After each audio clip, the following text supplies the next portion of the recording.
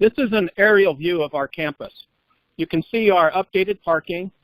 This is our church, and this is our education center and current playground. We'll refer to this drawing as we get into the details of each phase of the project. This is a timeline of the work done by the Facilities Committee. In 2013, the Facilities Committee was formed by Father Damien. The work was placed on hold during 2014, so our planning did not conflict with the Archbishop's Ignite the Faith campaign. The group reconvened in late 2015 under the direction of Father Dave. In March of 2016, Carlson West Pravandra, represented by Al Pravandra, was selected as the architect that would help with our planning. Al's parents were members of the parish, and his experience with similar projects is extensive. During the spring and summer of 2016, the facilities group met with parish leaders and facility users to understand space needs. Parish-wide listening sessions were also held to gather input from parishioners. In June of 2017, a fundraising feasibility study was completed. The parish feedback was positive, so a decision was made to move forward with the capital campaign. After evaluation of proposals by a selection committee, our campaign consultants for the grader, represented by Joe and Lois Akers, were selected in October of 2017, and our campaign kicked off early this year. So you can see there has been a lot of planning to get us to this point. Based on feedback received in the user group sessions and the parish-wide listening sessions, the following facilities priorities were identified for our master plan.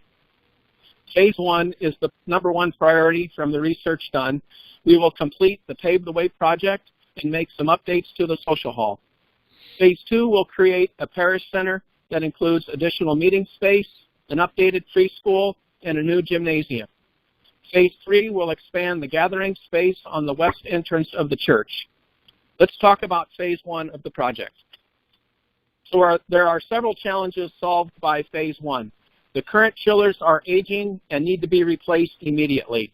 There's congestion at the east and west parking lot entrances, and drop-off areas and handicap parking is limited. So for Phase 1, we plan to replace and move the air conditioning units. These new units will be more energy efficient and help save on operating costs. We will add a passenger drop-off and a plaza on the north side of the church to be used for handicap and funeral drop-off. Finally, we will improve the access to the east and west parking lots, and also landscaping will be included in these plans. The work completed already with the Pave the Way project is shown here in blue and purple. The parish office and additional parking was added. The plans to complete Pave the Way are highlighted here in brown. The chillers will be moved to the west side of the new garage. We explored geothermal units, but the cost was not justified at this time. The entrance to the east parking lot will be moved to line up with the entrance across the street and will be widened to allow 2 cars to exit and 1 car to enter. The entrance to the west parking lot will be moved to the east to allow more cars to stack on Cornhusker, and will also be widened to allow 2 cars to exit and 1 car to enter. There also has been discussion about adding a right turn lane on Cornhusker to get onto 84th Street. We'll see how that comes about with the city of Papillion. Finally, the concrete on the east side by the church will be replaced, and a drop-off plaza will be created. This is the area that will be affected by this phase of the project: the north side of the church and the east side of the church, and the entrance to the west parking lot. There are some additional challenges that are solved by Phase 1. The kitchen is very crowded, lighting is poor, and ventilation is bad, and ceiling tiles need to be replaced. So here are the details for the additional pieces of Phase 1 of our project. Social hall renovations will be made. We'll expand the kitchen to the south into the music room and repurpose a space for the new music room. We will also evaluate the equipment in the kitchen at this time. Ventilation will also be improved. The bride, groom, and meeting rooms will be updated. The audio-visual equipment will be replaced. Lighting will be upgraded, and ceiling tiles will also be replaced. During this phase, we will also look at updating the Wi-Fi connection between the parish office and the church. The initial objective for this phase of the project is $1.2 million. Approximately $400,000 for the air conditioner replacement, $500,000 for parking and traffic improvements, and $300,000 for social hall updates. Based on Archdiocese direction, we must have 50% of the cash on hand, so we'll need about $600,000 to get this phase started. Phase 2 is our new parish center. The parish center will be located on the southeast corner of the campus, and it will be connected to the education center. 2 other sites were evaluated, but the committee, architect, and building consultant recommended this location. The parish center will be a 2-story facility. This is the floor plan for the lower level of the new parish center. We will have 3 early childhood care rooms and 7 new meeting rooms. The early learning area will be secured from the school and the meeting spaces. The upper floor of the parish center will have a gymnasium with a full basketball court and side-to-side courts. Volleyball will also be a full court and also side-to-side courts. This space will accommodate practices, games, adult leagues, and possibly tournaments. It will have a capacity for over 600 people, 375 people in bleachers, and about 250 people in chairs. A stage for school and religious education performances and band with band storage, PE office, and athletic storage, team rooms, a lobby with concessions, and restrooms to accommodate over 600, with an elevator also in the facility. We had some questions about the noise level in the lower level, and after we talked with our building consultant and architect, they assured us that they will use materials that will help dampen the sound between the 2 floors. This is a high-level site plan for the south side of Cornhusker. The new parish center will be located on the southeast corner of the campus, as we discussed. The existing playground will be reconfigured and updated, and with an updated drop-off area and an updated playground. Parking will be available on Monroe Street and will be mainly for handicapped spaces. We also talked with the City of Papillion, and we can potentially make those parking spots diagonal so that we can get more parking there. There will also be parking on 5th Street. We also have plans for parking adjacent to campus. Negotiations are underway, so we can't release a lot of detail at this time. We know that parking will be an issue, and we are working on the plans to eliminate that problem. An additional playground will also be added to the north side of the education center that could also be used for parking. These plans have been presented to the City of Papillion, and they are supportive of the project. They are providing direction to us for the best path for zoning updates. There's some additional challenges that are solved by Phase 2. There's a lack of meeting space. We average about 600 meetings per month and nearly 7,000 annually. We have 38 ministries that need space. Many groups are forced to limit growth of their programs or meet off-site to accommodate their groups. There is limited meeting space for large groups, and many groups must meet in the sanctuary of the church, which is not ideal. So Phase 2 will add several meeting rooms. We'll have 3 large conference rooms to accommodate 120 people each when set up for presentations, and about 85 to 100 for each room if people are seated at tables. The walls will open to make 1 large room. There will also be 4 small conference rooms to accommodate approximately 20 people each, and the walls of these rooms could also be movable. So here's a layout of the meeting space in the lower level of the parish center. Here are the meeting rooms. Again, there'll be 120 people in each of the large rooms and approximately 20 people in the smaller rooms. There will be a warming kitchen to share with the early education program. A full kitchen was considered but was ruled out due to the high cost of fire safety requirements and the fact that we already have a full kitchen in the social hall. The area will have storage and restrooms separate from the learning area. There's some additional challenges that will also be solved by phase 2 of the project. The current preschool space, built in 1961, is approaching the end of its useful life and has some compliance challenges. We are also unable to expand to a full-day early childhood education. Here's a picture of our preschool room where the kids are at, and you can tell that it's crowded and we're unable to expand our program.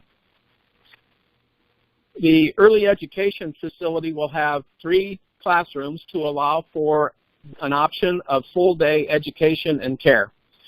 There'll be the kitchenette, as we discussed, to share with the meeting space. There will be an office with staff workspace and storage. There'll be separate restrooms for staff and children and a separate playground. When the current facility is removed, the scout storage will be relocated to other garages on campus, and the meetings could be held in the new facility. We have some additional problems that are also solved by phase 2. We must use off-site facilities for programs or large gatherings. Older children cannot play home basketball or any volleyball games in our gym. Our gym is not handicap accessible. There's a lack of practice space, and there's no permanent space for after-school care. Once the new gym is built, the permanent home for after-school care could be the old gym. The old gym will also still be used for lunch and practices for small children. Here's a picture of the social hall being used for a music program. The new parish center will have a stage to be used for school and religious education programs and other performances. Our gym is very crowded for players and fans. There's limited space for fans and teams waiting to play, and teams waiting to play the next game stand on the stairs waiting for their game.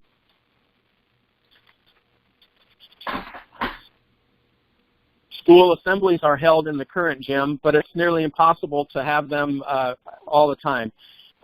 When they do have school gatherings, they sometimes have to meet in the sanctuary of the church.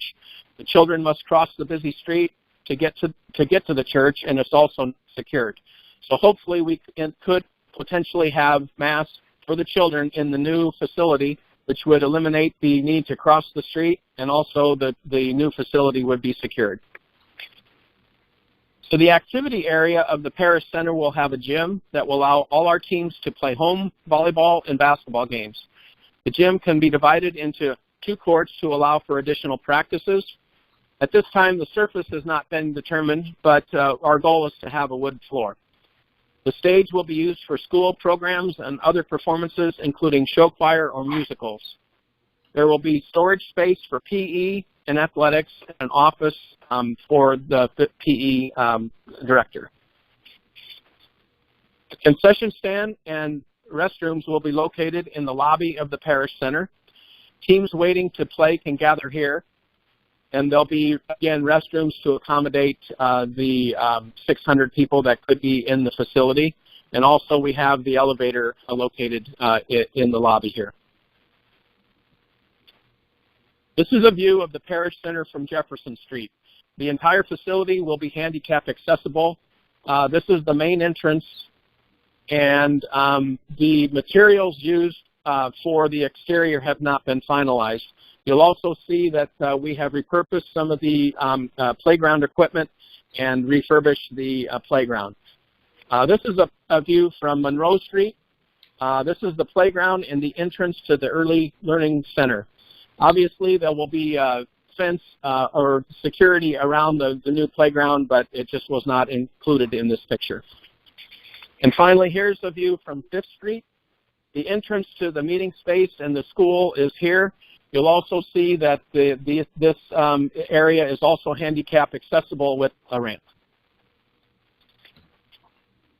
So the objective for phase 2 for the Parish Center is between $6.8 and $8.2 million. This range allows for contingency and market inflation, since we know we won't start this project immediately.